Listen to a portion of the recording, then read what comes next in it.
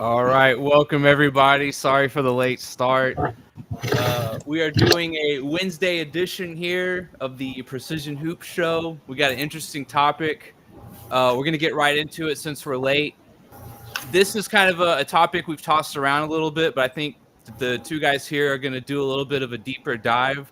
I'm going to be the test subject for this stream a little bit. I have heard of these things, this topic, but I'm going to let these guys kind of go, and I'm going to maybe try to be devil's advocate or just be a fly on the wall and listen and just kind of ask questions and poke and prod here. But Speam Engine, how you doing tonight? Not too bad. How about yourself, sir? Doing good. Hoop God, how you doing? Man, I'm mildly frustrated, but hey, we got it worked out. And got Take a deep breath, bro. You're all right. You're right on time. For us, you're right on time, bro. So me and Speem were kind of talking as we were getting things ready. I don't know, maybe if you want to kind of give a little bit of a lead in, and then I think this thing will kind of just pick up its own legs and go. For sure. So we were talking in the back, just kind of where we think this season's going to go in terms of, the Lakers, LeBron, Clutch, and all that. And what's wild. All right, AOH, take it easy. I'm sorry. That threw me off. See, this is why he shouldn't be involved. No, AOH on that good drink, man. Yeah, so am. I think we all are. So actually, what I'm going to start with, so Hoop God, I'm going to give you a figure, right? It's in reference to Space Jam 2. And there's a direction I'm going with this, so follow me. 1 hour and 13 minutes. If I tell you that amount of time, what would you say that would be in reference to with Space Jam 2? 1 hour and 13 minutes. And 13 minutes? Yes, sir. I'm gonna assume no, Space Jam was longer than an hour and 13 minutes. Oh, think deeper. 1 hour and 13 minutes. I'm gonna think about just like. Go ahead. Is that the plot? Is that the time frame of the plot? 1 hour and 13 minutes? No, that's like 6 or 7 minutes. I don't know. I'm lost. I'm stumped. All right. So 1 hour and 13 minutes is the amount of time Nike, as a brand, had screen time in Space Jam 2. Okay. Nike shoes are made where? China, right? China. JJ Redick was in trouble. What was that, 2019? Yeah, roughly for the comments. 2019 for the comments, right? Yeah, during Christmas, yeah. China has somewhat of an influence on LeBron, right? Just a little bit. Of course. No, okay. They got a major influence. So what do you think is going to happen? Go ahead. No, go ahead. You got to be informed and educated. Because we don't want to have another Daryl Morey, sure. Yeah, that's right. Exactly. He doesn't know what he's talking about. Yeah. So what do you think is going to happen if and when they start playing like crap and LeBron's put between a rock and a hard place when they start coming for JJ Redick like they come for everybody when stuff starts to go bad? Because I brought this up on another show. I think it was like last week when we were talking about Caitlin Clark and Angel Reese and how Mr. Pro-Black LeBron is always pro-Black when he needs to be, but Angel Reese signed to Reebok. I've never seen him publicly say one word about her. Not one. Mm-hmm. And she's the second biggest name in basketball, or in the WNBA, arguably the biggest. So what do you think's going to happen when he has to choose between his brand and his podcast co-host / coach? So can I quote Max Kellerman from 2019? Sure. It's called selling out. He's going to fall on the sword, and he's going to defend whomever it is that's representing Nike. Let's just get to the bottom of it, because we've seen this pattern before, right? What happened with the Kyrie Irving situation? He fell on the sword. So now I have this is just something that I kind of came up with, right? One time can be an accident, could be a misstep. Hey, I'm going to forgive you. 2 times, it's not a coincidence. 3 times, that's a confirmation. Mm-hmm. So yeah, that's cool. Exactly what we do. So the way I see that, Nick, real quick, let me just get this out. The way I see it kind of panning out is that, and I don't know if you caught the Lakers press conference, they're already kind of building in excuses. They had Rob Pelinka and JJ Redick up there. and they were talking about how the team is structured. And I'm going to get to this in a little bit. They're already building in these excuses, and JJ Redick is already kind of giving himself an out. So it's going to be interesting to see. He has like so many choices this year, especially compared to Darvin Ham, in which he can just wasn't exactly my fault. But I want to we'll delve into that a little bit later. I just want to get that out there.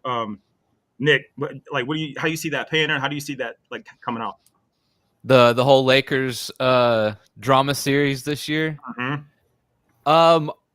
So I guess JJ Redick, to me, it'll be interesting what happens to him, but he feels like in the grand scheme of what I hope happens, he's going to be small potatoes, because I think I'm looking forward to LeBron and his son.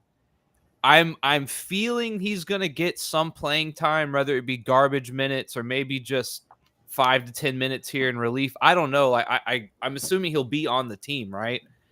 I'm really interested to see what happens with LeBron.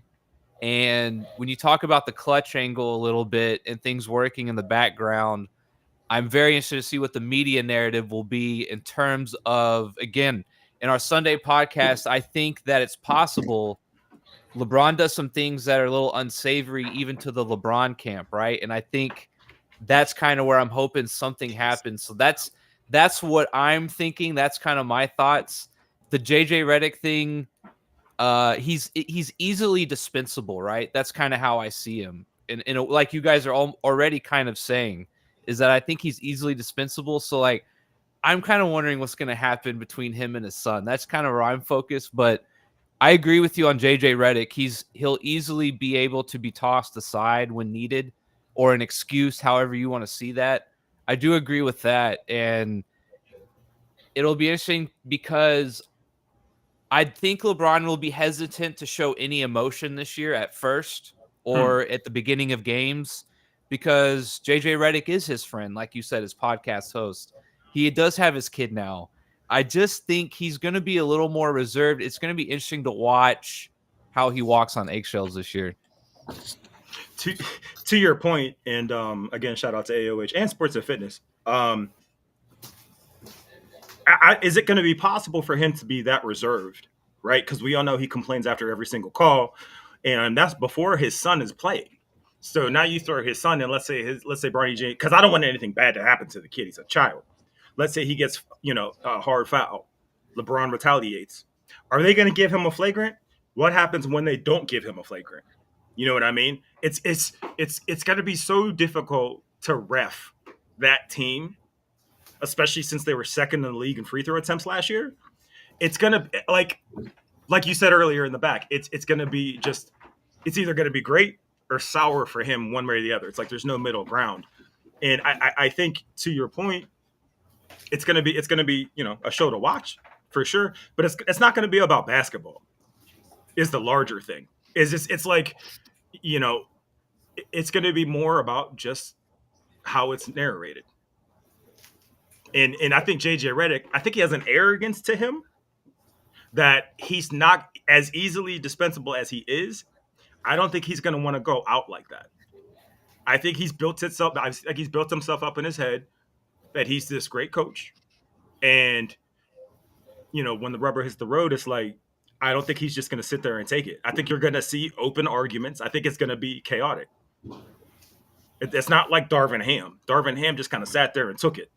That's true. Actually, I never even saw him really have an emotion. I mean, if we're being honest. Yeah, he's very reserved. Right. Yeah. JJ Redick can't afford to do that. He's an unproven coach. You can't just sit there with some brown clipboard with Nike checks on it and not say something. You know what I mean? It'll be interesting to see how he reacts. I guess I just see him as in a vacuum. It's hard to explain how I see him, right? I kind of said like he's a pawn. In a vacuum, I'm curious to see if he stands up to LeBron or what he does with Bronny too. Like, there's so many different weird angles here that I'm looking forward to. Yeah.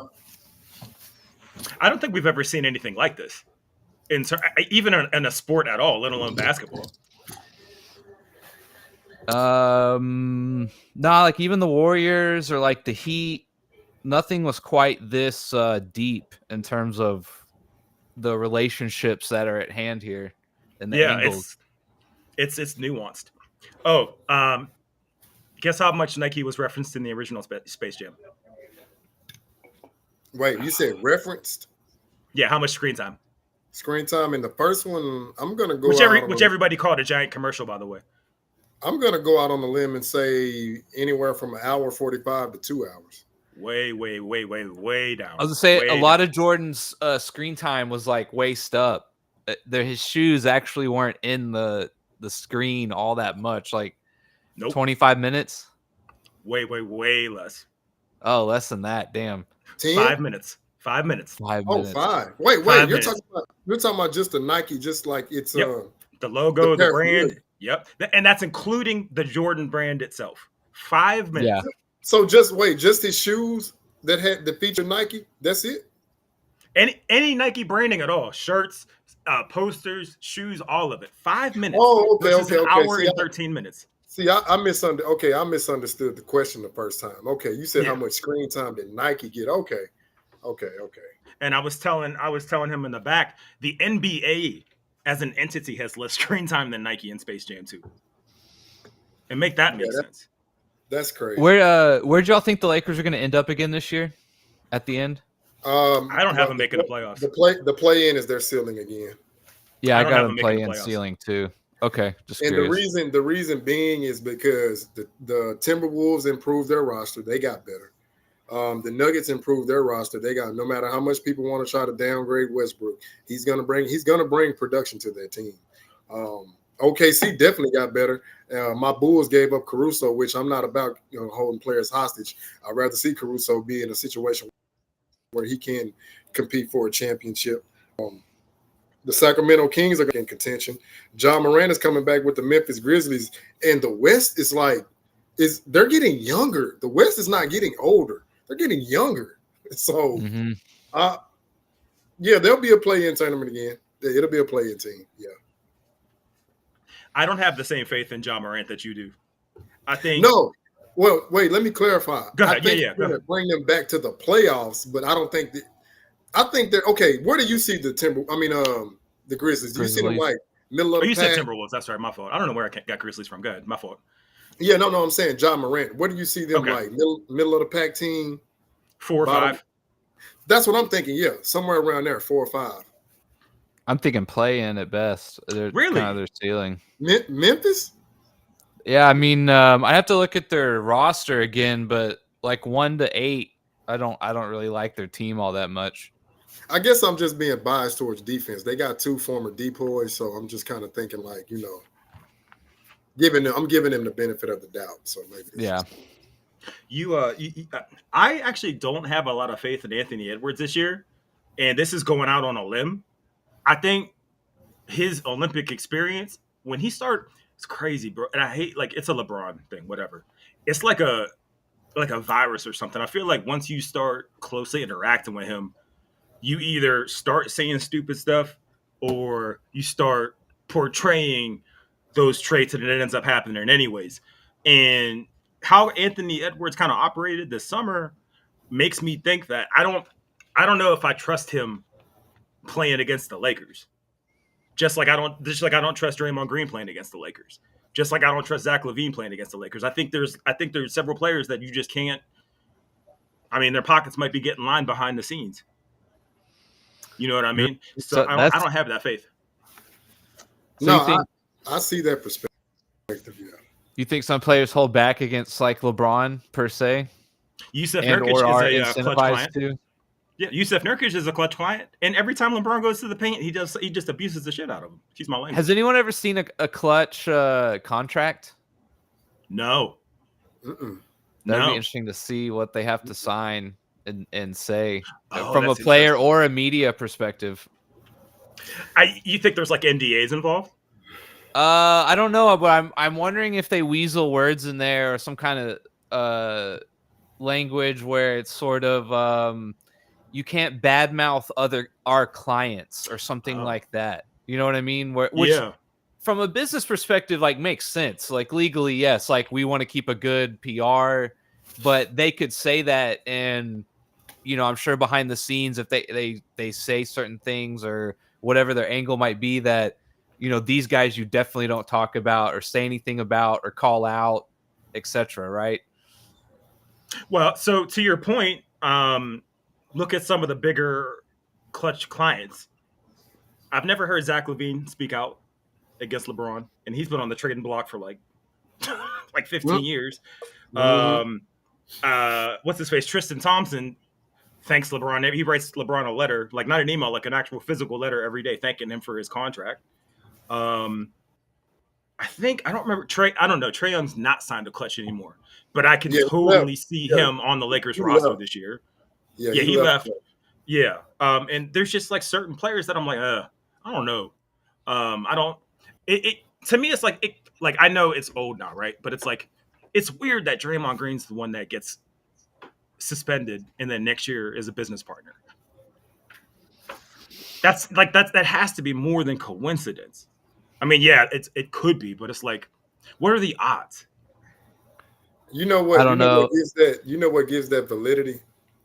1977. Y'all can go look this up. They had an all-out brawl in the finals.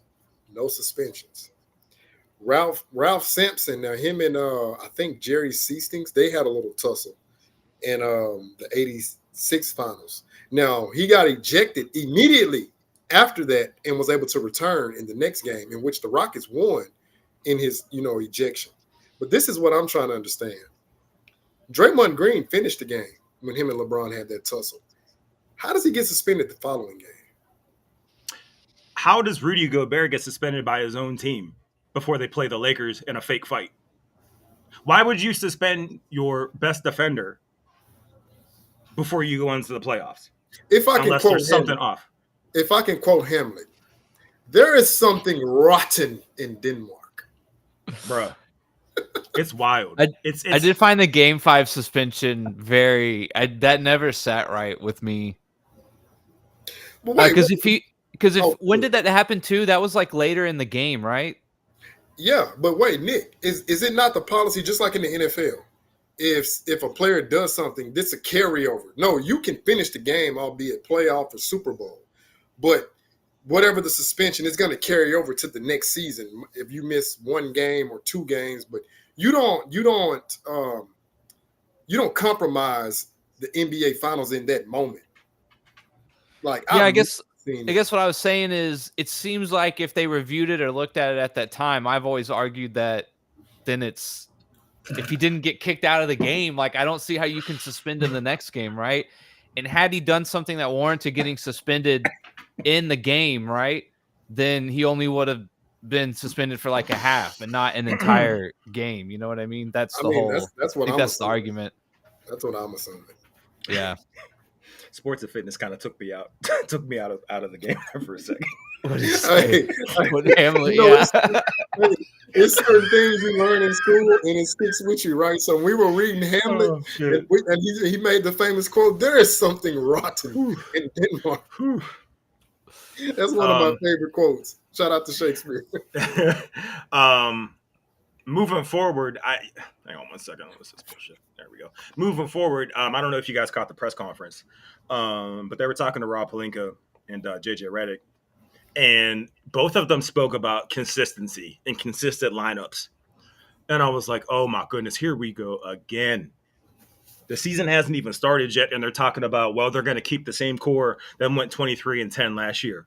And it's like, yeah, all right, cool. But if you read between the nuance of that, you're all right, we're going to use the same core as 23-10. All right, cool. But that's not likely, and everybody knows that. So when they start to lose, well, we didn't have our core. It's all good. And I was talking to Nick about this in the back. They were talking about Anthony Davis. And JJ Redick said he was going to take this approach of, Anthony Davis, I'm paraphrasing here. Mm-hmm. You can't be putting that stuff up there. Hey, shout out to AOH. No, that's another good one, too. I can't be. I read it. He shouldn't be here, man. No. What AOH is saying, that's Stephen A. Smith. Every time I hear him talk, that's what I hear, Stephen A. Smith. I have a theory on him this year, too. But for as far as AD is concerned, both Pelinka and JJ Redick said they're going to go. He's going to go as far as they allow him or that he allows himself to go. And if he wants to have an MVP season, he will. So I'm thinking to myself, all right, so when he plays like shit, which to them is like 30-13, he's like the best player on the team, but that's not good enough. They're going to pin it on him and him not wanting it badly enough. They talked about how last year was great, and he needs to go back to his MVP. Like, I think he finished 1 year, I think 6th in MVP voting. Then he needs to go back to that. And I'm thinking, he was the damn MVP of that team last year. What are we talking about? But now they're building it in. All right, well, if he doesn't play well, that's on him. And if they're going to use him a lot, if they use him a lot, he's going to get hurt too. Okay, so yeah, and they don't, because they actually asked him. Shit, I forgot what the hell I was saying. Move on. This is why you shouldn't post this shit. Move on, please. No, because I'm pulling up what Hakeem did in the '94 season. Because what you're saying, this is what I hear the Lakers saying in a roundabout way. So they want Anthony Olajuwon production. They want 27 points per game. No, this is the finals. I'm sorry. Let me go to the regular season because I want to make sure I got the correct numbers. While he's doing that, I was doing a little bit of I was just doing some very elementary reading, and I came up to how Rich Paul and LeBron met. Have you read this? Just selling jerseys? Yeah, selling jerseys, yeah. Do you remember that? Do you remember that LeBron got in trouble for that? The throwback thing? Yeah, he did. He got in trouble because that's back when Mitchell and Ness was huge. Oh, those jerseys were going for $300-400, right? Yeah, now he was selling them out of the trunk of his car, and LeBron got, they were talking about how he came about him. Of course, nothing came of it, but that was Rich Paul. Yeah. So their relationship started off shady. So they want. Let me give y'all these numbers. They want Anthony Davis to give you 27 points per game, 12 rebounds, 4 blocks, 1.5 steals, and 4 assists. But watch this. That season, Hakeem shot 53% from the field, 42% from three on lower. What was that percentage? 42% from three, but it's on low volume. Like one for two. Well, that's 50%. 72% from the free throw line. Although we know AD shoots better. That's what they want out of Anthony Davis. But my thing is, why do you all keep telling us Anthony Davis is the best player, but yet you all don't consistently play through him to it's like you have to reassure and give him that confidence that yes, we're playing through you. Because you can't say, well, Anthony Davis, we want him to be an MVP, but then one game you'll play through him, the next game you don't. I mean, like they contradict themselves. You want to hear something even wilder? They were talking about that in the press conference, and guess what came up? Is LeBron going to give the keys to Anthony Davis? And I'm like, oh my gosh, whose team is this on paper? Who owns this team? Because JJ Redick, do you have any presence at all? Because if you're the coach, all this handing the keys off, that needs to come from you, not LeBron. Like, what are we doing here? And how stupid do you think people are that you openly say LeBron's not in control of this team, yet LeBron needs to give Anthony Davis the keys to this team, which he said he was going to do, the second season with LA? Maybe the first season with LA? No, the season, yeah. 2019 when he first got there. And what happened? He was supposed to give the keys, allegedly. Yeah. And they're talking about they're going to have LeBron more off ball. And I'm like, yeah, he'll be off ball, not doing stuff, not doing nothing, not even in the picture. But I feel bad for Anthony Davis. I don't remember how his contract is structured, but I don't imagine him finishing his career in LA. I was just wondering that myself. I was looking it up. He just got a extension, right? Yeah, Anthony Davis's current contract is. Oh God! Of course, I can't find it. That's a clutch contract. I won't be able to. Yeah, I guess he just did resign because the last they have 20. Yeah, till 27-28 year. He's gonna make $70 million in the 2027 basketball year. That's fucking crazy. So yeah, he's gonna be there until then. Yeah, because I don't think he will. Because they have 2 first-round draft picks too. You think he'll request a trade? He only has one chip and no MVPs, and that's ridiculous. That's asinine to me. He should be the best player in the league, and it shouldn't even be close. I think he should at least have 2 depoys now. If he's not going to be an MVP, which I agree, yeah, I think he could have Does had. he have any? No, he doesn't have. No, he doesn't even have a depoy. That's my thing. I don't like Rudy Gobert has 4. No, that don't make sense to me. He's finished second, third, fourth, 8th, 9th, and 4th again. Now So I can see him lose. around. I could see him losing to Giannis. That's understandable. Losing to Rudy Gobert, no, you can't even sell me on that. But then you have to ask yourself though, if someone asks me, am I taking a prime AD or am I taking a prime Giannis? I feel like I'm taking AD, and that's not a very difficult decision for me. If we throw out injuries, yes, I would give you that. Not counting injuries. Yeah, his offensive skill set, I think, is just trumps. Yeah, because he's not a bad defender either. Like he's a pretty damn good defender too. Yeah. So yeah, I think his offensive skill set gives him the edge there. Him and Giannis are close defensively, but the offensive gap is not even close because AD can handle the ball, and he has a legit jump shot that you have to respect. Yeah, he can hit threes too. So I mean, yeah, that would be my opinion. You can run an offense, a half court offense through him much better than you could Giannis, I think. They actually talked about the half court offense in the press conference and how that's something that they're going to work on this year and work on crashing the offensive boards because last year Darvin Ham put more pressure on getting back on defense, which they didn't do either, than as opposed to crashing the boards. So now it's like, all right, is Austin Reeves going to really crash the boards? LeBron ain't crashing the boards if there's somebody in there. AD will, but he gets soft. So now what's going to happen when you have your only defensive players running to get offensive rebounds, not doing anything, and everything turns into a fast break because your team is old, essentially. Yeah. D'Lo, he's, depending on what happens with Bronny, they're both guards, right? And he can't be happy. There's just no way. I mean, he played his ass off last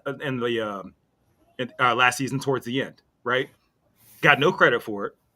And here comes LeBron's son on his guaranteed contract. You know he's going to get burned. You know he's going to get minutes. He's going to be bad for a while. I mean, that's not even hate. It's like he's new to the league. And that's going to be a clash. I don't think D'Lo's going to be in a Laker form this year. And I think he's going to be part of like some huge trade, probably involving both those first round picks. I don't know where, but I'd imagine it'll involve another Klutch client. Maybe, I don't know. Maybe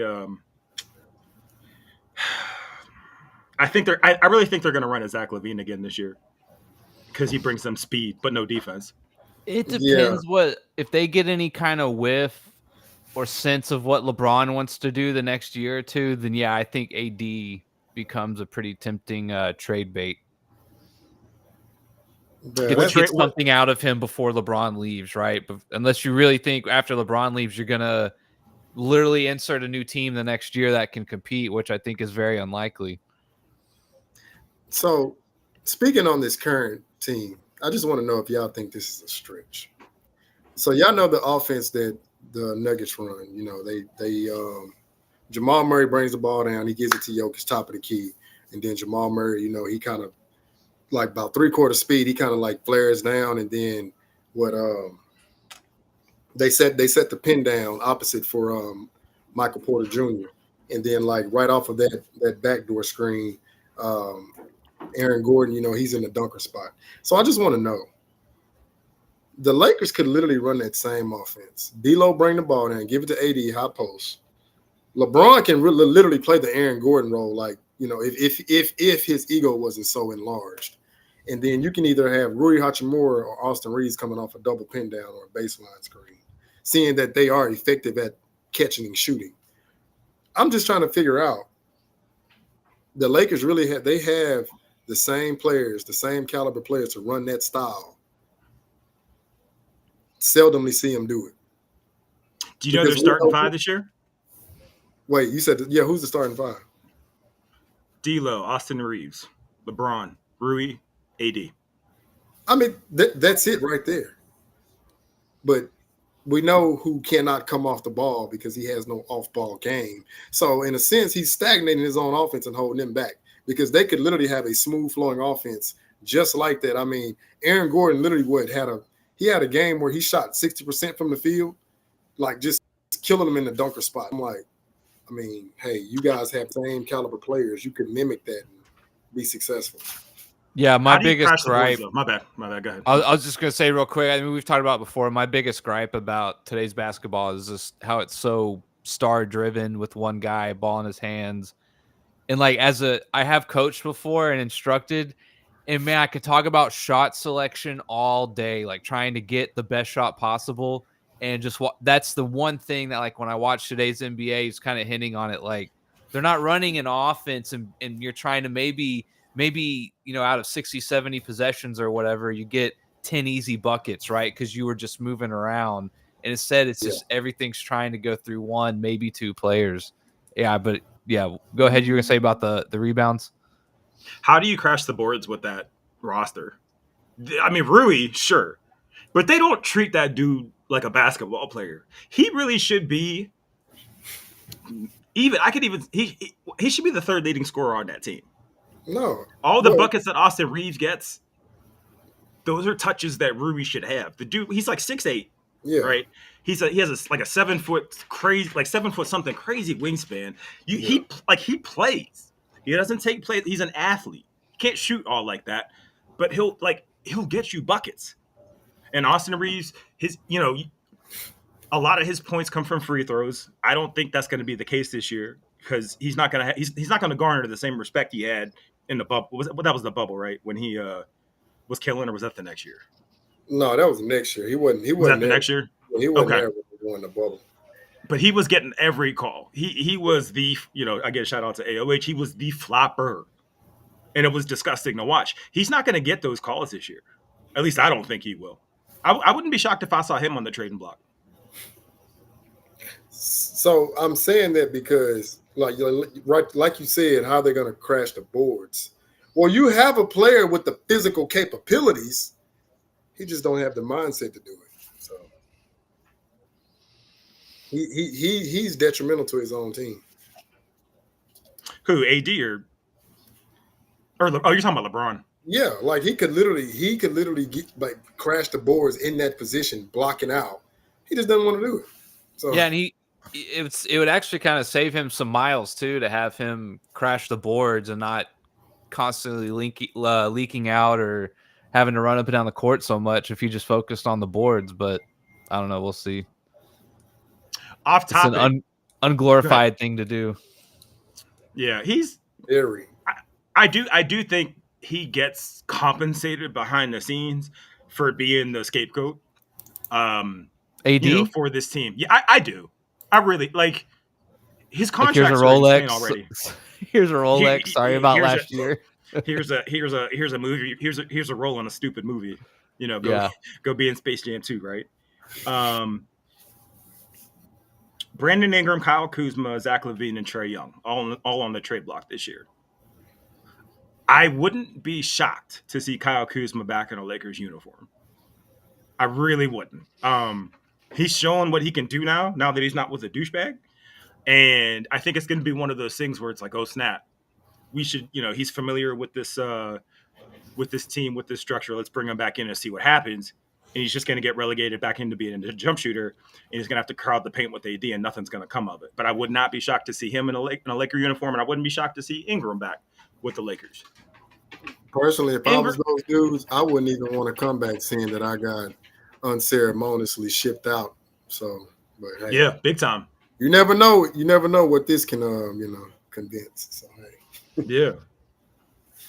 Tristan Thompson's a free agent this year too. I wouldn't be shocked to see him in a Laker uniform. Tristan Kardashian? Wait a minute. Yeah. Not Tristan Kardashian. Oh man. Yeah, he's a free agent this year. Oh, man. Oh, wait, him and J.R. Smith is signed to Clutch also. Oh no. You're gonna look out for that. Don't bring Tristan Kardashian. Nothing good is gonna happen. Tristan Thompson's only 33. I thought he's like 40. That's insane. Yeah, he looks 40. Well, D'Lo is only 28. No, that's what happens when you deal with those That's Kardashians, man. crazy. They take D'Angelo, years off of D'Angelo Russell's only 28. Pretty sure he's only 28. you. Man, dude, That look sounds like about right, though. D'Angelo Russell looks older than me, and I'm 38. I'm sorry. He came from Sacramento. Is that right? D'Angelo? Yeah. I don't College? remember. No, he went to Ohio.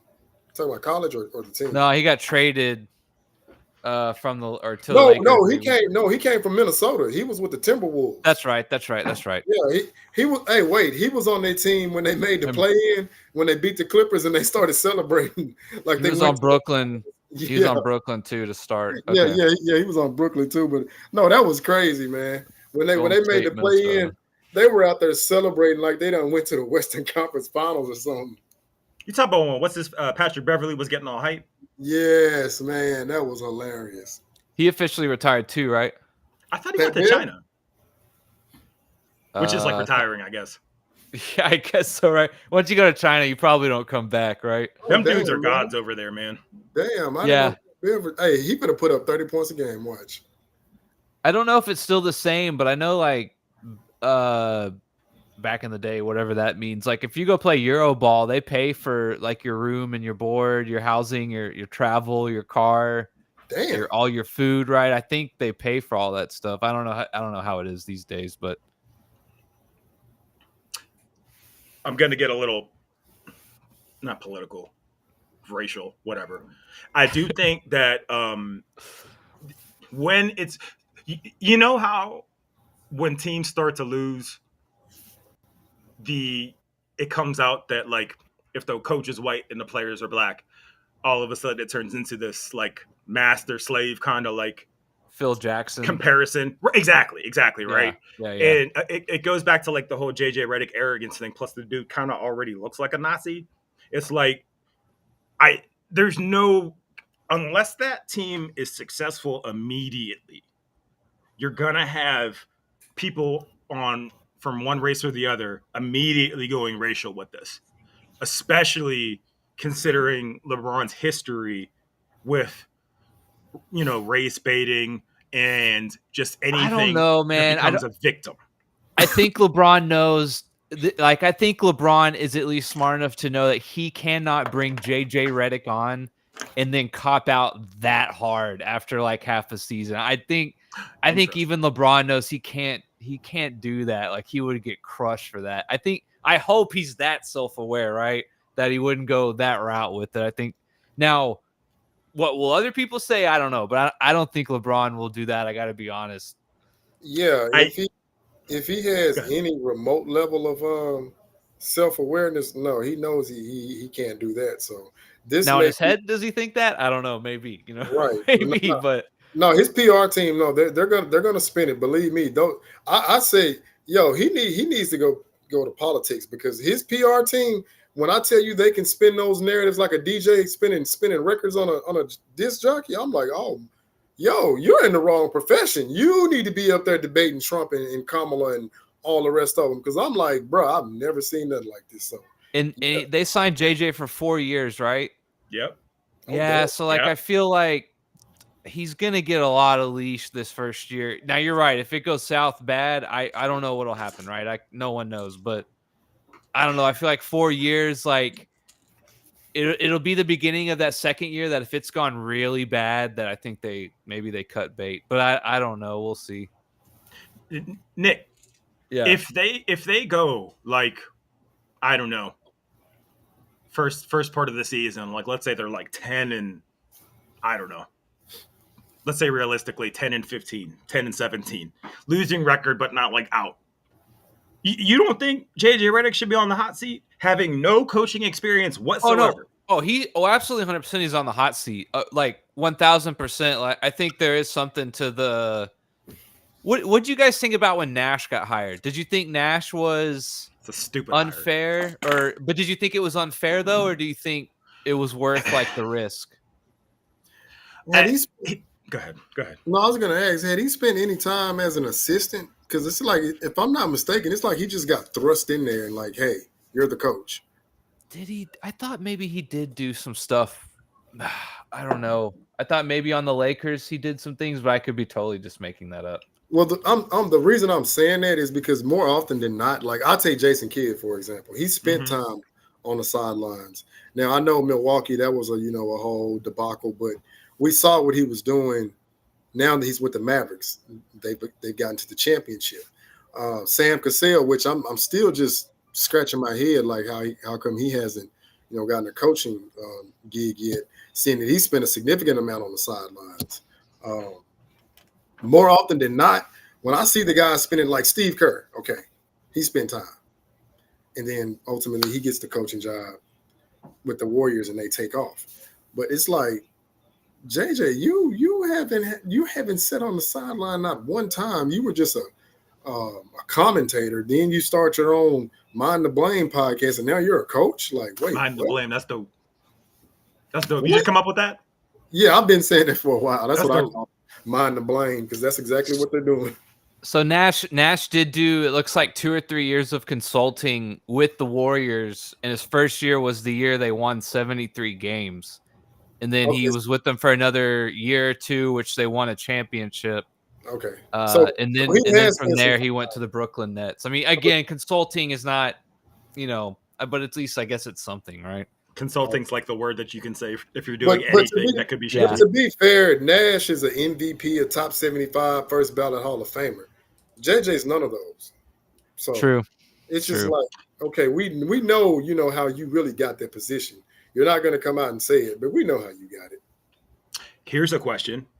Do they continue to do the podcast during the season? No, that's going to be a conflict of interest. Like they've already said that it's been backshelved. Then how is Draymond Green able to do it then? That's a great question. Because if I'm Steph Curry, bro, get your ass Yo, right. Game. Like turn that fucking camera off. I gotta stop swearing. This is why I can't drink the Hennessy. I hope they don't. Run some laps. I hope they don't. I hope they do. Oh man, it would be amazing if they keep getting blown out and here they go on their stupid podcast, shifting blame, because they have, when they're on their podcast, they have an open window to say whatever they want without being fined or anything. And I don't understand. Like this season, they have to do something about that. Like, you can fine a player for commenting the refs in a press conference, but you can't fine them if they go on a platform and say it. What is the difference? And you can't tell me there's nothing structured in their contract that says you probably shouldn't say these things. I think it would also be a bad look. I guess what I was thinking is like, because they talk a lot about current events and topics and stuff. And I feel like if they're, like you said, if they're 10 and 15, 10 and 17, and they're on there talking about, something that's maybe just totally irrelevant to what's going on the floor, I think that would also be a horrible look. Like, you're losing right now and you're talking about some celebrity or something that happened that, like, shouldn't you be more focused on the game a little bit? That'd be my thought too. Exactly, but you guys talk about self-awareness. So look at the commissioner. When you had David Stern, he would never allow anything like that. You have a yes man in Adam Silver who wants to empower players, so they feel like they have no recourse. They just do whatever, say whatever. It's like that's why you have to establish hierarchy. You can't usurp the authority. Like look at the dynamic with the Bulls. I like to go to them, or if you want to go to the Lakers or in the Celtics. Larry Bird never tried to usurp his head coach. Magic Johnson never tried to usurp Pat Riley. Michael Jordan never tried to usurp Phil Jackson. They understood this is the general, I'm the captain. And then you got lieutenants.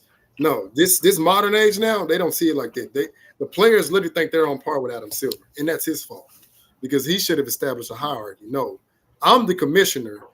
You're the players. You overstep boundaries, there were going to be serious repercussions. Draymond Green choking out somebody and gets 25 games, Stern literally probably would have suspended him for the rest of the season. Just to show him, like, no, we're not tolerating that. We're not tolerating that. Yeah, the prestige of the coach has definitely dipped down the last, 20, 30 years. And the thing is, it feels like the front office gets a lot of credit now. I think they should. You look at Nico Harris over at the Mavs. I mean, he's just absolutely been crushing it since he got there, right? It's like it can make a big difference if if you have the right network and you know how to pull some strings and work it right, the front office definitely can make a difference. But yeah, the prestige of the coach is just he's a glorified play caller or something now. That's really Game all manager. he is. Yeah, Game that's really manager, all he is really. now. And Just a call whipping boy, timeouts at the right time and have a couple plays drawn up, and that's and a really whipping boy when everything goes south. So it's ridiculous. But no, I agree, because if you go, let's take it all the way back. You look at Jerry Krause, R.C. Buford, Sam Presti, and the Warriors. What Bob Myers, right? Great GMs. I mean, the way they constructed those teams, right? So yeah, I think they should get like a significant amount of credit for having the eye to get these players via trades, drafts, and things of that nature. Don't let me forget Jerry West neither, because he was also advocating that if the Warriors needed Klay Thompson for Kevin Love, he would have stepped down. And he was also instrumental in convincing Kevin Durant to go to Golden State. I found that out from Colin Cowherd, that I think Jerry West may have reached out to KD and told him, hey, look, you are going to get a lot of easier open look shots. And he said, you're not going to have to spend near as much energy with the Warriors. I love that team. I wish they could have kept them together. I think some of the Warriors pickups this season were pretty substantial. I just wish they drop Green. You know, I think I don't understand. I mean, I do understand.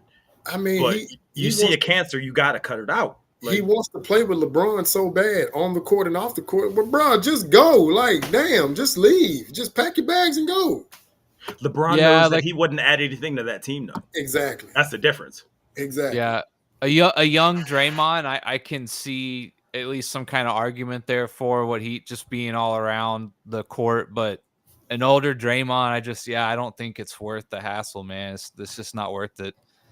No, LeBron buttered up Draymond just so when they go against him, that he knows now that you're a clutch client, he's not going to give maximum effort. So LeBron knew what he was doing. It was strategic. Just like he convinced James Harden to go to Houston. It's strategic. Like, nothing this dude does is not already planned out in advance. Just like when he went back to Cleveland. He's not going back to Cleveland if Kyrie Irving's not there.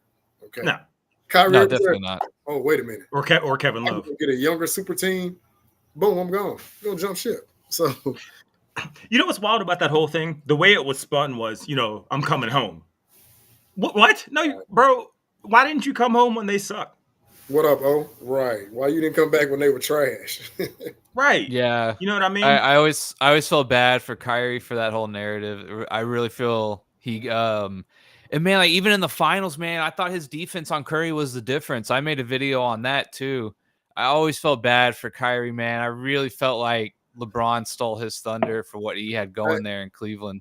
Hey, Nick, you know how they love to harp on this LeBron led in all 5 categories, but they never speak on these 3 things. For the ones who love efficiency, Kyrie Irving by far was more efficient than LeBron. His plus minus was higher than LeBron's, and his offensive rating was higher than LeBron's. So I'm like, why do they gloss over this? Because had LeBron been number 1 or led the team in there, that's all we would hear. But I'm like, wait a minute. So Kyrie was the one hitting the timely buckets. He was more impactful and it was more efficient. But all we keep hearing about is the first player to lead in all 5 major categories. Yeah, the Thunder Stealer. That's pretty funny. Yeah, that's anything we want, we just put Le in front of it and just roll with it.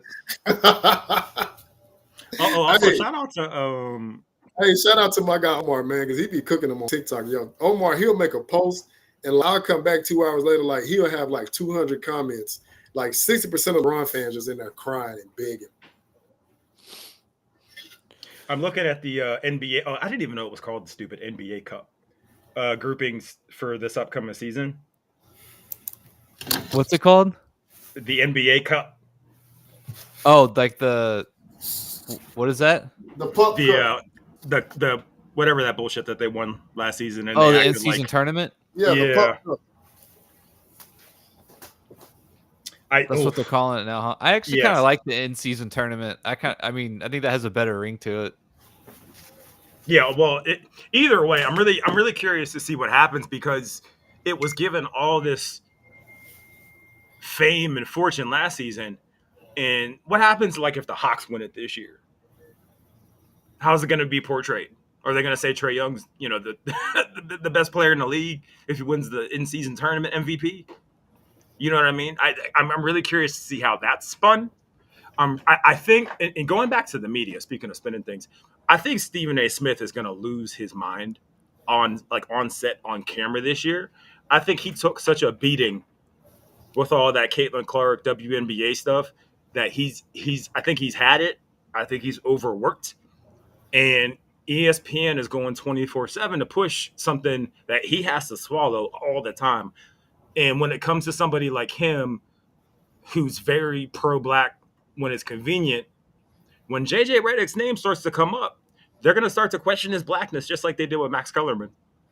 And you saw what happened there. Him and Steven had a tiff, right? They did.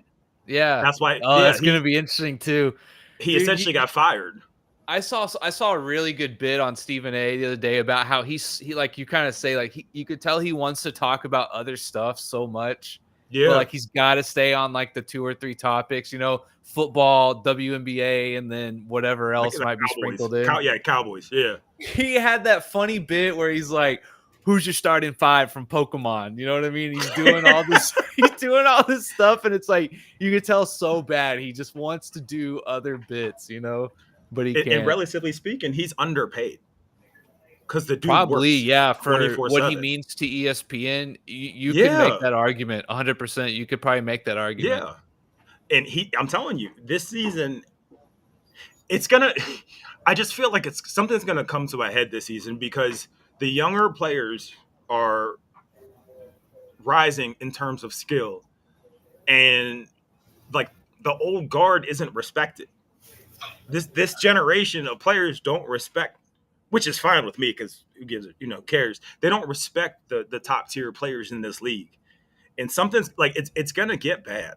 I have this crazy feeling, not like lockout, but these contracts are crazy. Players are sitting. I think Ben Simmons, looking like 10 years from now, they're gonna look back at Ben Simmons and be like, he's the one who made it okay to just not play. Yeah, and so you have the NBA Players Association, right? Is the other side of that coin just the owners and that's a good question. That's a great question. I'm assuming so. I guess like who else is there, right? Who is the president of the Players Association? It's just like 40 this year? people versus 3,000. Like they kind of have to sit there and argue and be like, "This is why all of y'all shouldn't get this." Like that's I could see that being a hard sell. Well, with the collective bargaining agreements this year, I mean, there's so much money involved. Also, shout out to somebody mentioned JJ Redick white-splaining at the press conference, and I was trying to think of a term, and that's the arrogance modern day basketball splaining. Yeah, like he was. Yeah, the modern center. We don't really have one. That's they asked exactly. I mentioned they asked him about traditional centers. And he's like, "What do you mean a traditional center? Shut up, man! You know exactly what they mean. Don't do that. Why do that? You do not have a traditional center. Just own it." He's purposely being disingenuous. Like he was trying to have that conversation with, I want to say it was Stephen A. And you could tell he had this like condescending demeanor. He was like, exactly. it's about attempts, makes, and percentages. And I'm like, so JJ, by your logic, as a matter of fact, I'm gonna have to clip that. Kyle Korver has a better percentage than Steph Curry from 3. So Kyle Korver's a better 3-point shooter. Nobody with common sense believes that. So I'm like, JJ, you just trying too hard, man. Like, stop. Just stop. He doesn't have the cachet to speak like that. You know what I mean? Like, you can't be a brand new coach coming in like that. He speaks like he's won two NBA championships and he's like a 2-time MVP. Like, bro, sit down. Like, you don't have those credentials. Like, just stop. Are we opening this up for callers? We can, yeah. While I'm sober. Ooh! While we're doing that, so who gets the credit then? Who gets the credit then if the Lakers are successful? Of course, LeBron. I don't know if JJ's going to ride with that, man. Oh yeah, he doesn't have a choice. Can everyone? I think everyone can see that if I put it in the chat. I All right, think Brian everyone Green got said it. White's plating. That's mine. All right, cool. Shout out. Yeah. Shout out. And real quick, exactly what it was. Josh Williams was asking me about my Kyrie take. I think, in my opinion, right, Kyrie scored a couple points less than LeBron. No, he didn't have as many rebounds and assists, right? But LeBron, his position and the way he dominates the ball.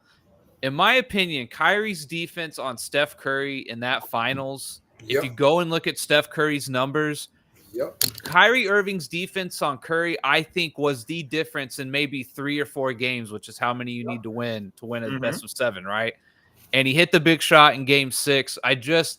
On paper, I know you cannot argue that LeBron was not the most dominant Cleveland Cavalier, but I really thought the difference was Kyrie Irving and his defense on Steph Curry. That's what my argument is, that he was not as good offensively as LeBron, but I thought what he did to Curry, which was the motor of that Golden State Warrior team, I thought was the difference in them winning a couple more games than maybe what they should have.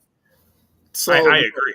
I agree with that because Ty Lue had to tell LeBron to guard Draymond in Game 7. Draymond Green literally had better numbers, better percentages than LeBron James, and Ty Lue was having to tell him, I don't care about your stats. Guard Draymond, play better. And I'm like, wow.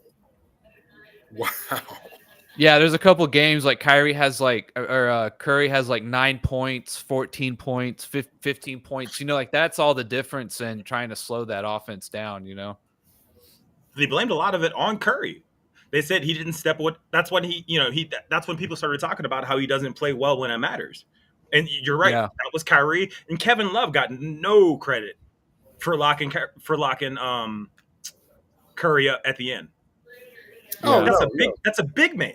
No, stopping a guard. No, he's not going to get credit for that. Of course not. No, doesn't fit the narrative. All right, we got a caller. We got a caller. Cool. Yeah. Oh, it's AOH. What's up, AOH? I'm out of here. I don't need to be here. That's why I called to get you off the show. Put your face. Yeah, show your face. Tough guy. Oh my God. Because you don't know who I am. Listen, AOH is the nicest dude ever. Don't let him fool you. AOH, good evening, good sir. He's a good guy. Good guy. Good evening, guys. Good evening. Yeah, you look totally different without your glasses and hair on. No, I'm wearing it. The room's just dark. It's like Hoop God's room. What's that with the unlimited cigar? I am getting the ring light. Yeah. All right. Well, how can we help you, man? Like, let's go. What's up? Oh, I called. I was wondering if you guys would just hype me up while I tell you how good I am in bed. And wait! Did you subscribe to the Spanish Shop? Hold on, he got the RTOs. Dude, I'm 56, but I got it up this morning. We cannot let him derail the show like this. I'm not going to talk about anytime you wake up, right? Derail the show like you guys have been on track all fucking day. I am not going to listen to AOH talking about his dick. I won't. Get him out of here. Oh my God. I got some pride left. Any comments though on JJ Redick or anything? This is actually it's a compliment to Hoops God and Speed Engine, because I listened to your show, and I don't know if maybe I shouldn't be thanking you because it's because of you that I actually heard Shannon Sharp's quote, and I've just been. Could anyone ever sound like they're trying to convince the world that they don't have erectile dysfunction and are gay at the same time? Wasn't it like an SNL skit? Yo, oh my God. Yo, he cannot convince me that was not a marketing tool like that. If you just look at how he was setting that up, I'm like, bro, we know you're lying. And I still think he's gay. And I don't care. Who cares? I still think he is. I didn't until then. I mean, he put too much emphasis on it. Like, it's like he might as well have said, my name's Shannon Sharp and I love women. I swear. Like it was that basic. Oh, I forget he's in California, huh? Who, AOH? Yeah. Or the West Coast. Sorry, AOH. Yeah, what's happening? Black. Yeah. No pun intended. No, he's looking for his afro. He's gonna come back. Yeah. Another theory I have, while we're waiting for him to come back from the Matrix, another theory I have is that the Lakers aren't going to get the same free throws they are this year. You don't think so? I do not. Listen, they're given so many advantages. Schedule wise, ref wise, LeBron wise. If they do all that, let's say Bronny excels, right?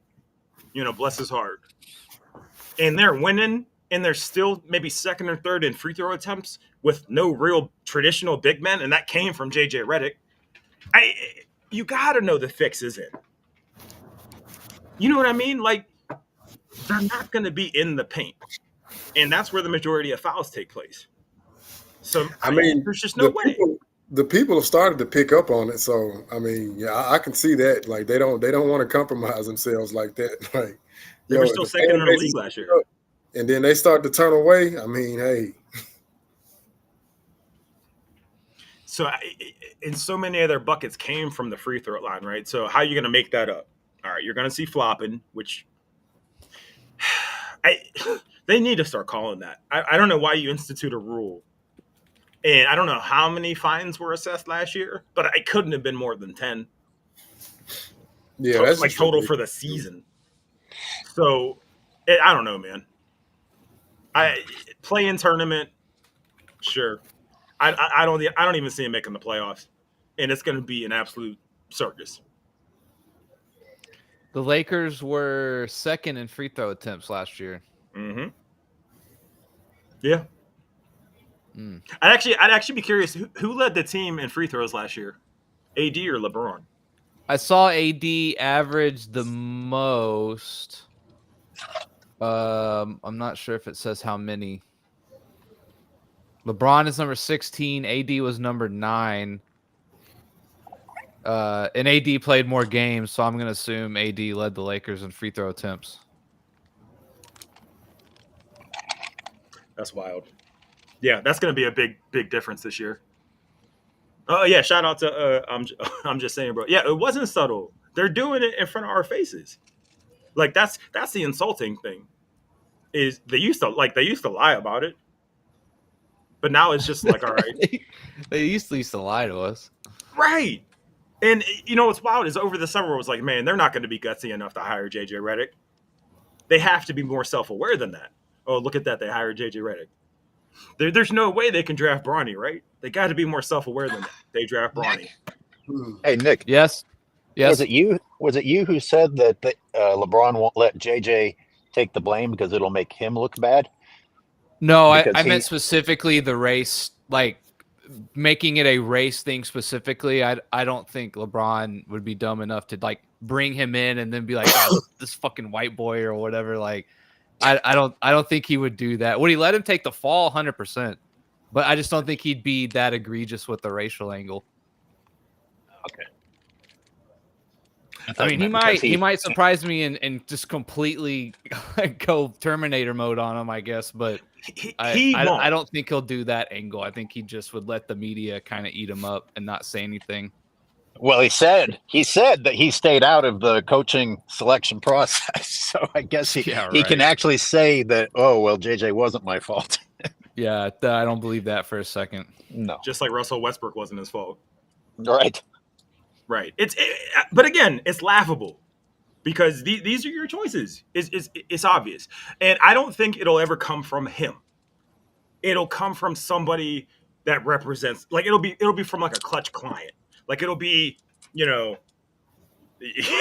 might be Tristan Thompson. Tristan Thompson might come out and say something about white people. And that'll be LeBron's, like, advocate. Because that's what he does. He puts messages out there from other people. He'll never say it himself. Ever. Backdooring it through someone else. Yeah, I know what you mean. Yeah, it's like you ever see Mean Girls? It's like what they do in that movie. He has like a burn book or something. I'm telling you. Dude, in like these days with like media and like the way people scheme and play stuff too, like you could go as simple as just saying like bots or fake accounts that people make and all kinds of stuff like that, like fake profiles and stuff, or even to the point where like you literally start your own media company or what have you, and you're just writing pieces and like making a narrative. Like I don't anything these days when it comes to media manipulation, let's say, right? Yeah, I didn't even think about the AI angle.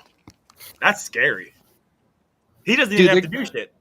They're gonna have a point where like he can just have an AI program that just spits out 100 new LeBron fan profiles every day, right? Like it's gonna be ridiculous. It already is, really. Yeah, I don't want to look at You look AOH's fucking palm. I know that. If you look at things like the dead internet theory or whatever, right? Speaking of like conspiracy theories, but My palm. who knows how much of the shit we're actually looking at is real anymore? It's kind of interesting to think about.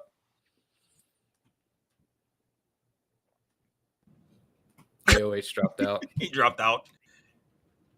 That AI point. That's such a. I'm trying to fix my camera. That's such a strong point because even when you look at like the music industry, right? You have like these streaming farms, so you don't even know like the people that are listening. It's not even people. It's programming. So you don't know what's legit anymore. Yeah. Yep, definitely. Manufacturing consensus, right, is such a crazy like thing to think about. Yeah, that's why I went ahead and dropped my top 10, and I've already explicitly stated, hey, just in case somebody AIs me, no, I do not have this particular player in my top 10. So long as I got the original, I'm good to go. So like Clutch Sports, right? Do they have media arms as well? Like is Clutch Points? Is that but spelled differently? Clutch. No, That's different. Clutch Points, no, Totally different. Yeah, no, they're spelled. Okay. They're spelled with a C. Right. Like Spin said, Unclutch, or I call them Crutch Sports, is spelled with a K. So no, they're not affiliated with them. Do they have any media out there though? They got the Shop, Uninterrupted, and Spring Hill Entertainment. That's their movie arm. And you know, I mean, it's not official, but we know they got plants at these various talking shows. Like we know Nick Wrong is on the take. LaShannon Sharp definitely is on the take, and Colin Cowherd, he vacillates. So I guess whenever they're bringing the checks in, you know, he'll speak a certain way, but whenever the checks stop coming, kind of like Kendrick Perkins when he had that stance he took when him and LeBron had that riff, he pretty much like called him out on television. So we know they got people on their payroll. Does Clutch have any media personalities that they represent as well, or is it just players? They have affiliates. So Nick Wright, he's affiliated with Clutch. Yeah. Okay. Not technically with Clutch. Shout out to John One. So I forgot about Chris Broussard. Yeah, him too. Okay, I'm gonna take him as an agent of Clutch Sports then, if they're affiliated. Who Broussard? So whoever DJ Hosta, I guess he's getting triggered because we're speaking these facts. I mean, Rick Bucher had already outed them with the emails. Like, bro, you trying to buy MVP votes? And Rick Bucher's like, you're not even the best player on your team. I'm like, come on, man, this is sad. But the other thing is I'm seeing though is like everyone talks about how Jordan dropped, the last dance. Because it's not I'm scared. It's the same reason we talk. It's the same reason we speak up.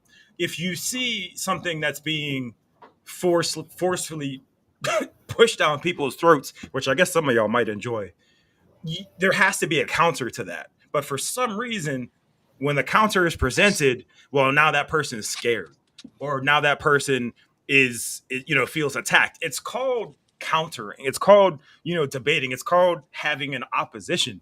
It's not a right or a wrong. It's all opinion based. I don't think anybody in this room cares, like, where people have their top 10. It's just all about putting stuff in context.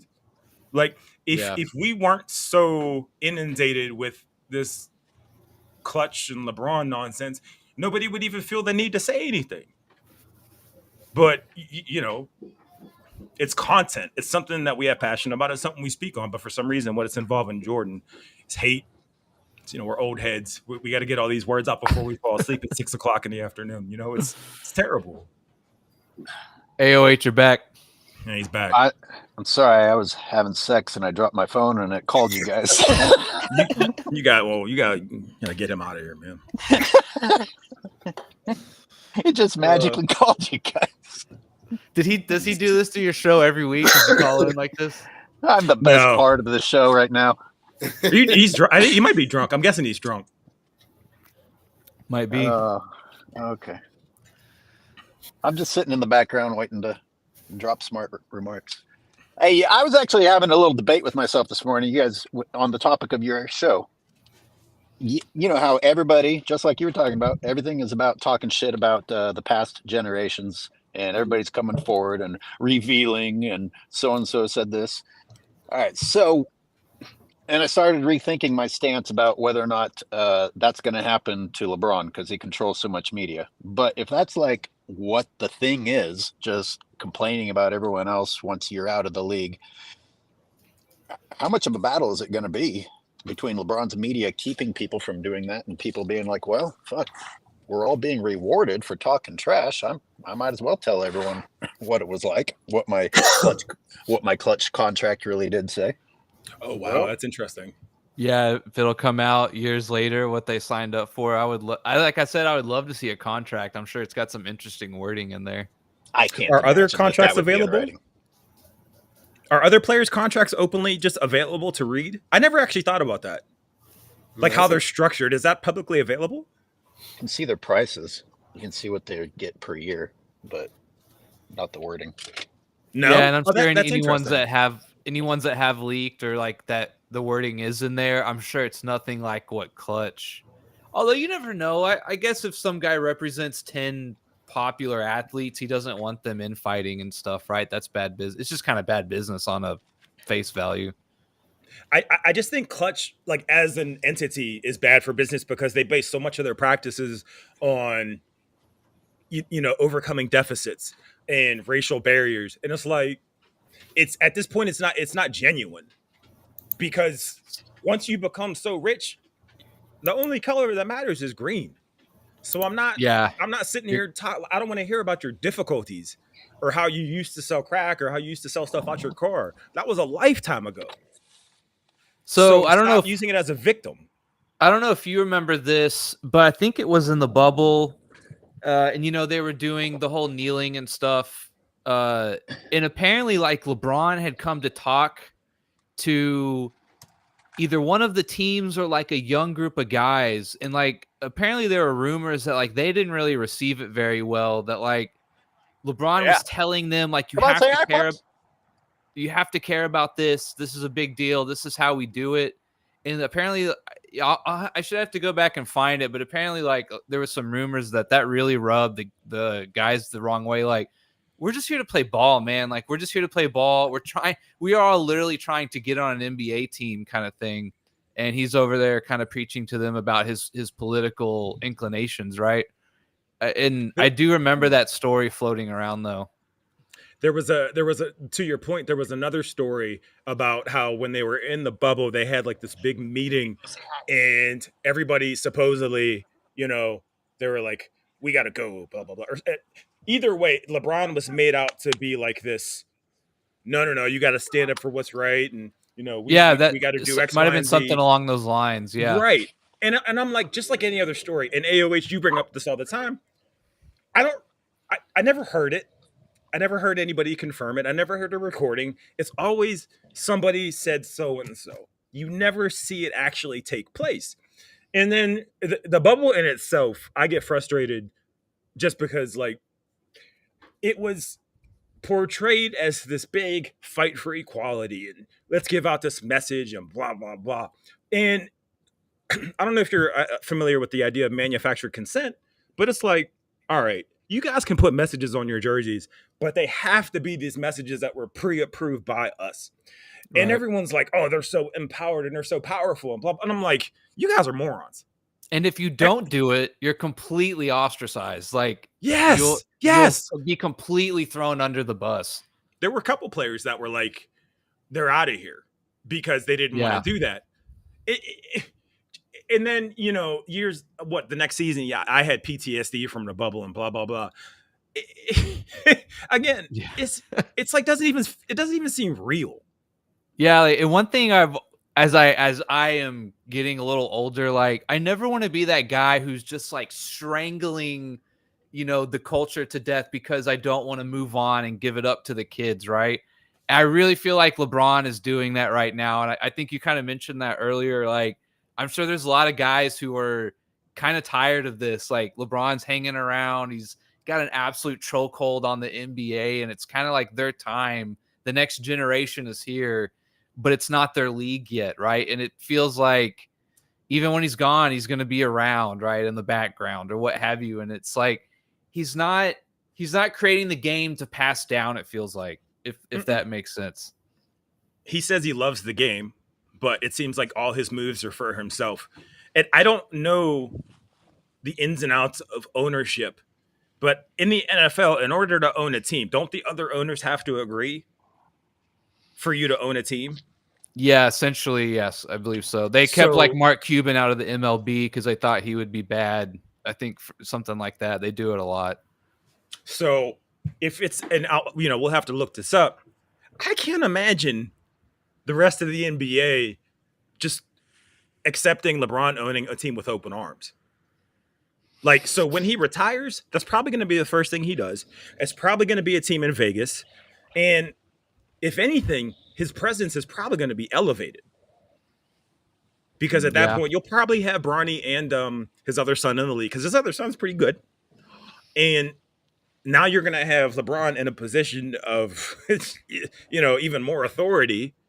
And he's not like Jordan was a terrible owner because he couldn't swallow his pride. How the hell do you think LeBron's going to do? Yeah, and I think you are right, because I remember that there was that Fox News host like in the 90s who wanted to buy a team, or maybe it was Trump.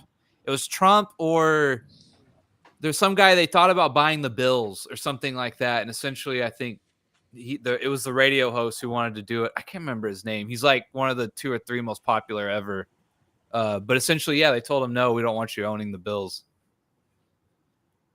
There's a professional podcast. I mean, no offense to us, but like these guys actually get paid for it. And thank you for grouping yourself in, at least.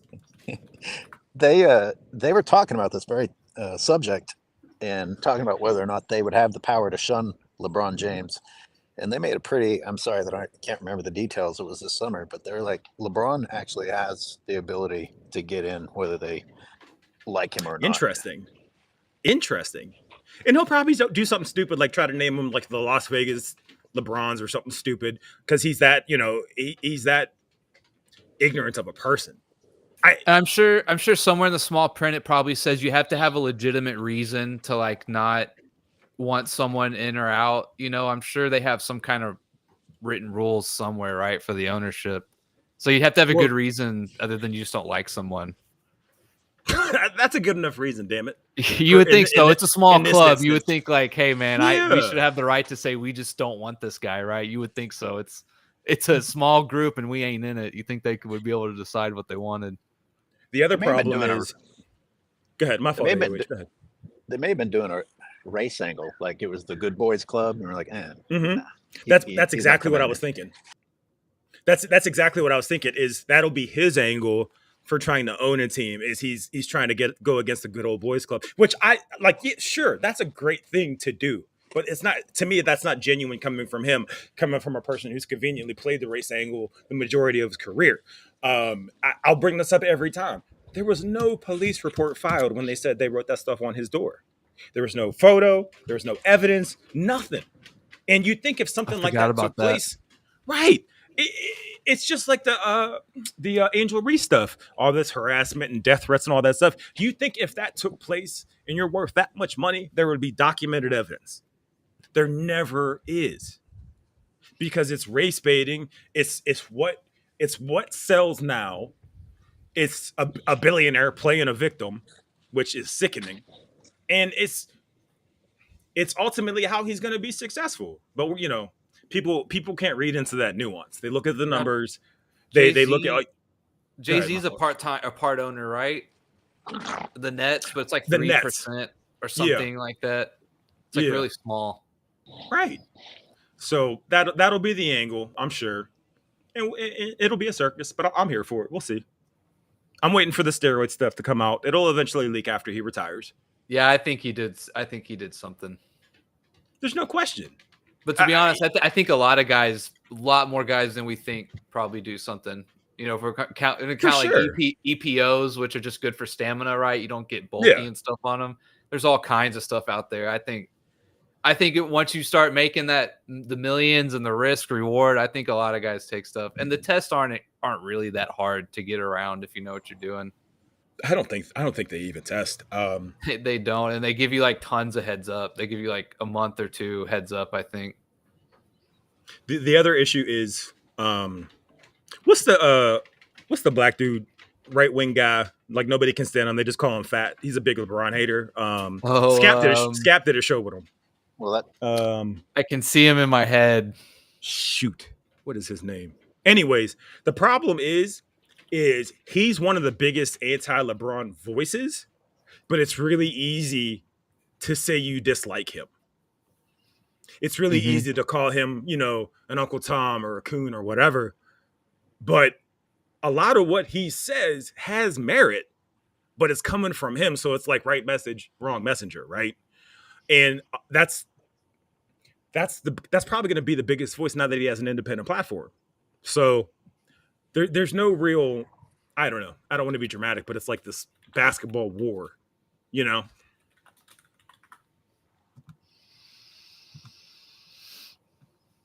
I want to know who that guy is so bad. I could see him in my head. What's his name? it's Whitlock. Do you guys have me muted? Whitlock. There you go. I didn't hear you. Jason Whitlock. Yeah. Oh, okay. And nobody likes him. I mean, I don't have a problem with him. A lot of what he says, I don't agree with, but I don't have a problem with what he says. I had to give up on him. Like sometimes I'm like, oh wow, yeah, you're spot on. The next day I'm like, what the fuck? Right? Like, how did I listen to that guy? I saw you went after Caitlin Clark the other day. Who was saying like apparently her whining is starting to turn him off or something like that. I didn't hear that. Yeah, he said like I think he was trying to be like ironic on purpose. You know, he wanted to go against what his usual stance was, and I feel like he kind of did it just to go the other way a little bit. You're going to see a big shift this year from Chris Broussard, Whitlock, Rob Parker, the major black voices. They're going to be put in a position this year. Like the WNBA as an organization was propped up on race this year. I don't care what you say. That's what drove the numbers. And it caused so much division. You mean like just Caitlin Clark bringing in her demographic? Yeah, exactly. And a lot of people like just kind of fed right into it. And now the WNBA is talked about every day. But I can't remember one segment that wasn't based on race. You know, you got Angel Reese talking about Caitlin Clark's fans are doing X, Y, and Z, and it's racist and blah, blah, blah. And it's like, yo, like, why? Come on now. Like, why? For what? What are we doing here? You finally got the boon you were looking for, and you're playing the victim. I don't get it. Yeah. What was I'm being sexualized? Skip Bayless came out, and he was literally like, Caitlin Clark is good enough for me to like her, but just because she's white and I'm white, I felt bad about it. Essentially, was like what he said, and it's like, come on, man, like get over yourself. It's not that serious. That's what I'm saying. Why can't she just be dope? So, but again, that's all going to come to a head because people are going to have, especially in November, we have a whole election coming up, right? So it's like, it's going to be so political and so divisive and so explosive. And every athlete's going to have an opinion, and every athlete's going to be super informed and know who's standing for what. And most of them don't know what the hell they're talking about. So I cannot wait. It's going to be so much like the WWE. I'm telling you. Yeah. I mean, the irony is that, Charles was right when he said, like, I'm not a role model. I mean, I think that really did snap a lot of people. Be like, a lot of these guys have never gone to college. Like they know nothing about finances or like real world struggles, like buying groceries and shit. Like it's just crazy. With social media and whatnot, it is crazy, like how people, like you said, are able to manufacture like a facade, right? I've always said the one thing I hate about LeBron the most is everything feels planned. Everything is a PR. Everything is a move. Everything is a stunt. Like there is nothing natural about him. Not like a oh, I stubbed my toe and I said shit, and he just kind of says like, oops, you know, like there's no like human moment about him.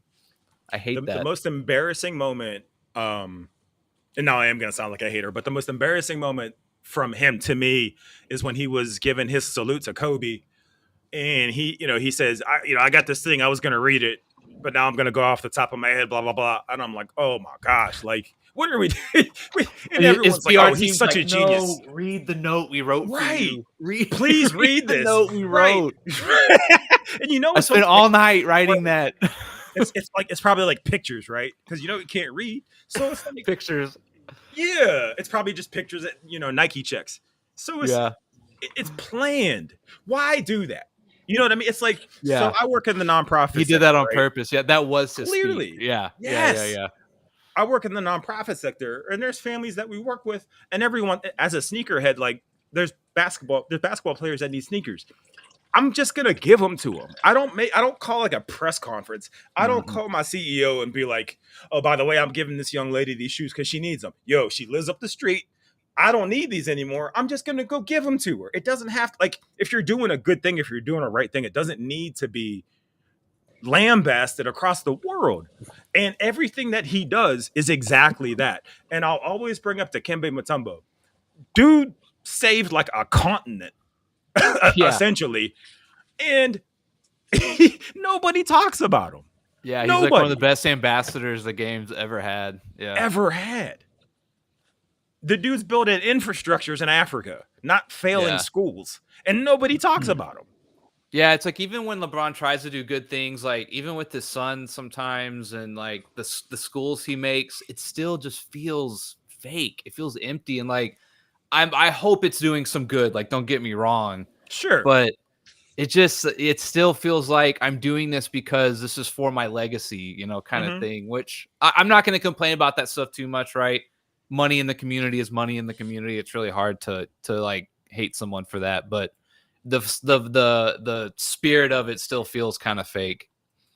To your point, it's so weird, as me starting to doubt my memory, but I swear to God, he sat down with Rachel Nichols when he opened the school for a televised broadcast and talked, and she asked him, "It's like, wow, it's so humble. You didn't really want any recognition for this school that you're opening." I'm like, does anyone else understand that we're watching a show about him opening the school while talking about his humility? Yeah. It's a little bit hard to believe you're seeing this. Yeah. Anyways, did you ever watch Curb Your Enthusiasm? I've seen probably 5 episodes. There's an episode where Larry David gets upset because somebody gives an anonymous donation, but they're named and they get a plaque. And he's like, well, if it's supposed to be anonymous, like, so then he gives a donation and then they just call it anonymous. And he's like, what? I don't understand. Like, if it's supposed to be anonymous, why does this person get credit? And to your point, every single interview, Buddy's like, well, I didn't really want to talk about this. And then he'll wink at the camera like Deadpool or something. And then he'll talk about it for 45 minutes. They're like, LeBron, I know you don't want to talk about why you're so great, but while we're here, and then he pulls out like his notepad with his pictures on it, and then he reads. It's like, it's so low-hanging fruit that somebody should be able to pick up on. But we have gotten so go ahead. Everything he does is in the news. We have to hear about it. And then his fans say, why are you guys always talking about LeBron? And I'm like, well, we're literally countering what was put in the news about LeBron today. So right. Don't talk about us talking about LeBron. It's so like, easy to say. Go ahead. I would say someone would be like, LeBron is the GOAT. And you're like, I disagree. And it's like, why are you such a hater, dude? Why you hate black people? Yeah. I don't hate black people. That's what I always get. I think Jordan is number one. Oh, well. Nick, that don't matter. That don't matter. Why you hate on a black man? That's what I get. Yeah. Why you counting his pockets? And like the other thing I get a lot is like they'll say you're biased, and it's like everybody's opinion is biased. Like, of course, that's right. There is, of course, polling and stuff, and we can look how people feel and whatnot, and there are stats and records and stuff like that. But everyone's feeling of what is biased, right? And it's like they like you're kind of saying with the whole LeBron and the speech thing. It's like they don't get the irony that it's like your opinion is biased too, right? Like it's not really a good rebuttal or argument. Well, I was imagining, my video that's been blocked 70 times, my latest one about the Olympics. None of you guys have even seen anything that I want to reference, but I've got like this bit where it shows LeBron complaining about what the refs said, and I'm like, oh, clearly the refs are just haters, because you can't call anything against LeBron, otherwise you're a hater. Well, what if we reduced our arguments to the same thing, and we just said that everything pro LeBron is, oh, you're just a hater. You're wrong. You're just wrong. All we're doing is just going back and forth calling each other haters. That kind of exposes how dumb their argument is. Like, you're literally just using buzzwords going back and forth. Can you please describe the game that you watched? And of course they haven't. Right. They'll say, I watched this clip on TikTok. Or what was Nick's right argument? Why you pick LeBron? He's like, if aliens came down and we were going to play one-on-one game, I'm picking. It's like, what? No, like, that's not even true. That's not even true. It's like, yeah, but it's what a like, stupid scenario. Imagine the longevity argument when you're at a court and you're picking teams for pickup ball.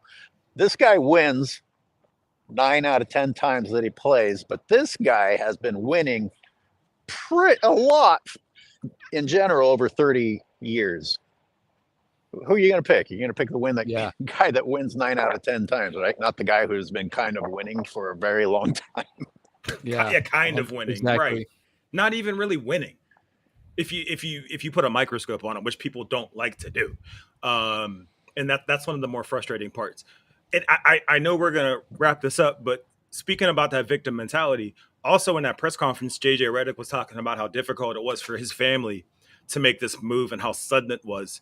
And I think I was listening to somebody's podcast and they were talking about how all these players and coaches say, like after they lose, like, I can't wait to spend this time with my family and this and how difficult all these moves are. But the person was like, yeah, but you guys play like 6 months out of the season. You're more than likely with your family that entire time traveling the world. So it's really difficult to buy this family man persona. And now I'm seeing JJ Redick do the exact same thing. And it just seems so disingenuous. I don't need to hear how sudden this move was for you and your family and how they can't play their soccer with their soccer teams, the Ladybugs and all this other nonsense, and how hard that is. They made friends and now they have to leave. It's this victim mentality. And it's like, yo, talk to me about the person who doesn't know where their next meal is coming from, or if their lights are going to get turned out tomorrow. I don't need to hear this. You haven't even coached a game yet, and you're already playing this victim mentality. Yeah, it feels like a think of the children kind of deflection. Think of the children. Think of Tiny Tim, right? It's ridiculous. Yeah. Does he have kids? He does. Yeah. They're probably half Asian. Wolfbear. What the fuck do you think you're doing? Sorry, guys. Oh, are you back to banging? Oh my god. Those are like your words. Those are like your sexy words. Wolf bear. I get it in. I get it in. What the fuck? Shannon Sharp, man. It's tough, man, because I was such a fan of his success, and I still am. But you're like 2 degrees away from doing Love and Hip Hop, bro. Like, it's sad because he's such a. What is content? I don't really watch the show a whole lot. It's falling fast. Oh no, it's bad. I mean, you guys have gone through that stage in life where, maybe during college or maybe post college, where you had a crew of guys and you'd go out and you'd try and pick up women, and you'd have the guy who, the more he talked about the pussy he gets, you're like, oh, here's the guy who does not get any pussy. Exactly. That is right. I mean, how does Shannon Sharp not know that that's what he sounds like? Unless what that's like, AOH on the court. You know what that's like? If you're like, yo, you suck at basketball. Yeah, but I get girls though. Wait, what? Yeah. What's that have to do with anything? It's that overcompensation. And it's right in front of you. And it's like, how do you not pick up on that? Was Ocho uncomfortable? Do you think he was uncomfortable, or do you think that he's just down with the whatever you say I'm going to agree with, which is Ocho said a bunch in the first place? Ocho said a bunch of stuff that I'm surprised the cancel culture is not coming for him. I'm shocked. Oh yeah. in that interview, he said something alluding to like I basically said, I'm glad it wasn't a man. And it's like, yeah, you can say that, but yo, you got to be careful because Ocho they always will come came for off you. to me as a guy who just likes to be where the party's at, which can be good and bad, depending, like he might just say shit because he thinks it's funny, like you said. Exactly. But it also usually means he's in a good mood most of the time, right? He's kind of like just happy to be there kind of thing. But yeah, he's always come off to me like, I'm here for the clicks. If people are watching, that's cool. Like, I just want to kind of be around whatever's going on. It does seem like he has just like a lackadaisical, if I'm there, I'm there. You know what I mean? Yeah. Which overall is good, but yeah, he might step in it from time to time. I'm shocked they're not coming for him. And I don't know if you guys remember this. I feel like I bring this up like every third episode. LeBron's idiot self was saying homophobic stuff about what's his face when he came out of the closet, talking about if I had somebody in my locker room and they were gay, I'd want them to tell me. Otherwise, I couldn't trust them. And I tried to find that clip. It does not exist anymore. Interesting. It does not exist anymore. So, All right. Rap Reloaded says Shannon has bed sheets of an athlete. I'm never laying down on another man's face and body on a sheet ever. And that's not gay, straight. That's not. I'm not doing it. Who had Shannon Sharp bed sheets? No, Shannon Sharp has LeBron bed sheets. Oh, yeah, probably. He's got one of the big heads. He's got like a couple big heads on his wall. It's disgusting. We should go. This is taking a turn for the worse. All right, yeah, we'll probably wrap it up here. AOH, you have any last words? No, I gotta go. Hit one. Real quick. What does that even mean? Good to know. I don't know. Whatever that means is good. I'm trying to pick up whatever Shannon's words were. I can't remember his ridiculous shit. I hit one this morning. Oh, you got it in this morning. Oh, okay. And I do mean a woman. God damn it. Yeah, listen. We should go because he's gonna get that whole thing. We're not gonna be able to put that part out. All right, guys. Thanks for letting me come in. Yeah. Yep. All right. Should we just do like the stumbling end this? Just cut it off. You got any last words you want to say? No, I think this was great. It like an hour and 40 minutes went quick. Yeah. And I feel like this is cool. I mean, it's all fun and games. It's no emotion in it. Shout out to everybody that's got involved, and that's even the people that disagree. I love it. I wish people would call in and offer an argument other than, we're old heads and we're tired. Like they call in with a counter. That would be great. Next week, go ahead. Actually, it would be interesting if someone would call in and say the hater argument, because no one ever actually calls in and says that, because then that's the end of the call. It would really emphasize how stupid their argument is. I'm like, okay, are you done? Is that right? You're old and haters. Okay, are you finished? Need dick pills. You're old and you need dick pills. That's it. I don't. Not me. I don't either. It's like saying, I don't need hair. I don't need a hair transplant. I'm good. All right, let's get the fuck off here. Please,